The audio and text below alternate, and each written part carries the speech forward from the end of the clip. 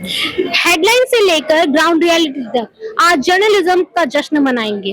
Hello and welcome to AFT 24/7 Noida. Today we have the guest Amrita Garg. She is a TV anchor in News Nation. We welcome you, ma'am. Thank you. Ma'am, आपने जनता की आवाज जैसे platforms पर और राजपथ जैसे prime time shows पर काम किया है, तो आपके लिए ये कितना चैलेंजिंग था एक टीवी एंकर बनना एज अ गर्ल? देखिए, जब आप सोच लेते हैं और ठान लेते हैं तो फिर चैलेंजेस जो भी आए वो आपको चैलेंजेस लगते नहीं है। मैं आज भी जब अपने उस दौर को याद करती हूँ तो मुझे नहीं लगता कि वो किसी तरह का कोई स्ट्रगल था। मैं अक्सर जो मेरे खैर ख्वाह रहे, जो मेरे वेल विशर्स रहे, जो मेरे साथ रहे उस दौर में भी, आज भी जब उनसे बात होती है तो मुझे लगता है कि वो that was part of my journey. Initial days उन्हें कह सकते हैं, लेकिन मैं उन्हें स्ट्रगल नहीं कहती हूँ क्योंकि वो एक रास्ता है जो आप चुनते हैं। तो जाहिर है जब आप रास्ता चुनते हैं तो शुरुआत में आपको लगता है कि कितना दूर जाना है, कितना चलना पड़ेगा। तो वो जर्नी होती है और जर्नी की शुरुआत होती है, लेकिन उसे स्ट्रगल मैं नहीं मानती हूँ। तो I been a blessed child, I been a blessed kid, और जैसे जैसे चलते चले गए रास्ता बनता चला गया, मंजिल मिलती चली गई। अभी तो मंजिल दूर है, उसकी अग्रसर है।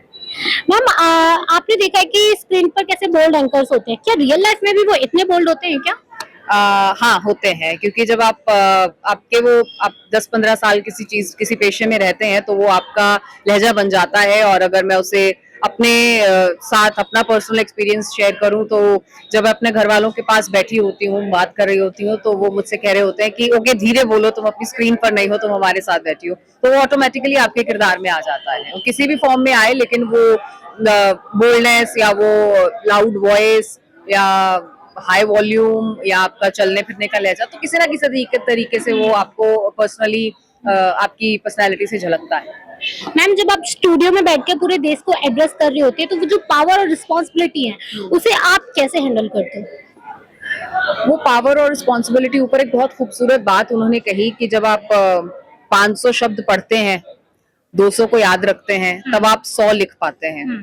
तो वो एक रिस्पॉन्सिबिलिटी तो है कि आप जब एक बुलेटिन को प्रेजेंट करने के लिए जा रहे हैं, एक सबसे बड़ी रिस्पॉन्सिबिलिटी यही है कि आपको पता हो पहले से कि उसमें क्या आप करने जा रहे हैं, ताकि जब आप उसको कर रहे हो तो आप उस चीज को लेकर कॉन्फिडेंट हो और आपको पता है कि आपको लाखों करोड़ों लोग देख रहे हैं। और वो एक क्लिक पे, आजकल क्योंकि सोशल मीडिया का जमाना है, तो वो एक क्लिक कहीं पर भी जा सकती है।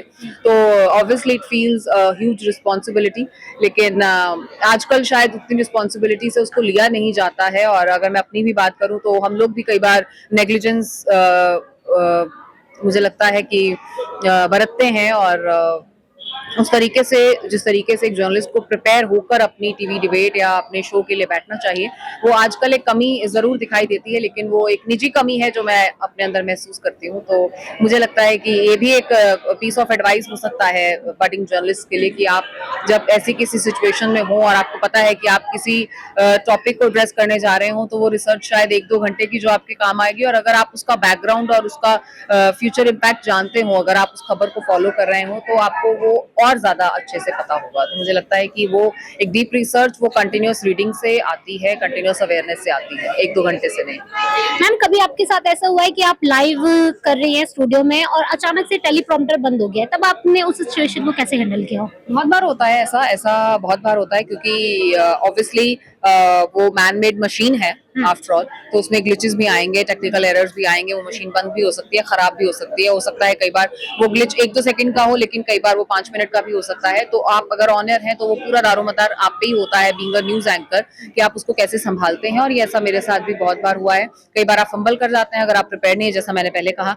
अगर आप प्रिपेयर्ड हैं, आपको अपनी खबर के बारे में पता है, तो आप उसका बैकग्राउंडर बता सकते हैं, आप उस ब्रेकिंग को, और अगर आप शब्दों के धनी हैं तो आप उसी खबर को और शब्दों में भी बयान कर सकते हैं। तो इस तरीके से आप उस सिचुएशन को टैकल करते हैं, आप उसका बैकग्राउंड बता सकते हैं। आप उस खबर से जुड़ी हुई अनेकों अगर खबरें आपको जानकारी है, तो आप उस खबर से जुड़ी हुए और ऐसे इंसिडेंट्स हैं जो आप शेयर कर सकते हैं, तो वो आप कर सकते हैं उस सिचुएशन में, अगर आप ऐसे किसी क्राइसिस में फंसे हैं। मैम, एक छोटा सा रैपिड फायर करते हैं, अगर आप न्यूज एंकर ना होती तो क्या होते?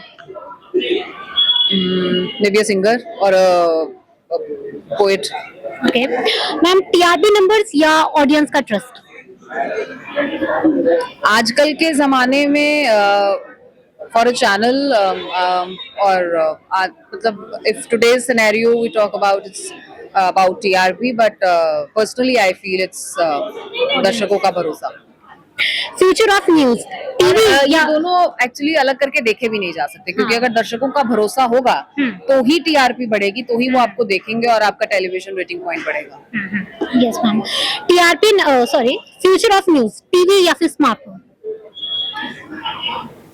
ये मुझे लगता है कि सवाल ही थोड़ा, क्योंकि ये दोनों प्रेजेंट है ऑफ जर्नलिज्म, तो ये आज का दौर है जहां आप टीवी पर भी हैं, आप फोन पर भी हैं, तो फ्यूचर ऑफ जर्नलिज्म क्या होगा ये तो आने वाले वक्त में तय होगा। फिलहाल एआई बहुत कुछ तय कर रहा है, तो या आई एम श्योर कि ये तो जो आपने स्मार्टफोन्स और टीवी का जिक्र किया, this is the present of journalism. सबसे ज्यादा डिफिकल्ट गेस्ट पॉलिटिशियन या फिर actor? Difficult. It's politician. Thank you so much, ma'am. For more such videos, keep watching AFT 24/7 Noida with video journalist Vedant, reporter Sejal Pandey.